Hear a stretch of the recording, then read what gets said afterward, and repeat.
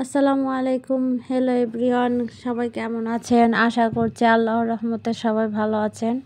আমিও আলহামদুলিল্লাহ অনেক ভালো আছি। চলে আসলাম আরেকটি নিউ ব্লগ নিয়ে। আজকের ব্লগ আপনারা পুরোটাই কন্টিনিউ করবেন।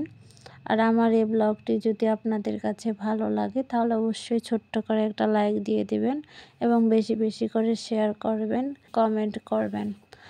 কিছুদিন যাবৎ আমি খুবই ঝামেলার মধ্যে ছিলাম, যার জন্য ভিডিও রেগুলারলি আপলোড দিতে পারি না। 2 দিন 4 দিন পর পর ভিডিও আপলোড দেই, একটা দুইটা করে।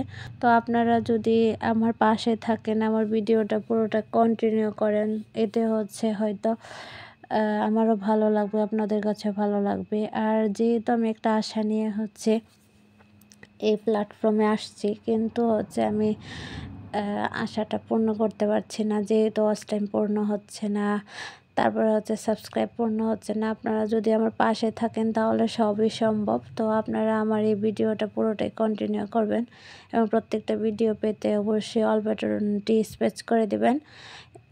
তো আজকের মতো শুরু করছি। আর অলরেডি আপনারা দেখে বুঝেই ফেলেছেন না আমি কি দেখাতে চলে আসলাম আপনাদের সাথে।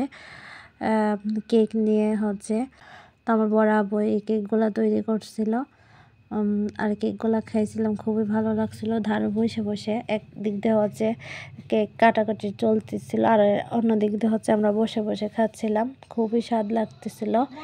আর এরপরে দেখতে পাচ্ছেন কেক, আরেকটা কেকের মল থেকে কেকটাকে নামানো এটাকে ক্রাম পুডিং করা হবে। এগুলা অর্ডারিং কেক। আর কিছু কেক শুধু জাস্ট এমনিতে খাওয়ার জন্য কেক তৈরি করছিল, যেগুলো আমরা খাইছিলাম এবং পিস পিস করে রাখা হয়েছিল। আর এই কেকটা ভ্যানিলা কেক তৈরি করা হবে, যার জন্য এটাকে স্লাইস করে ক্রিম দিয়ে ক্রাম পুডিং করে রাখবে। তো এই আর কি।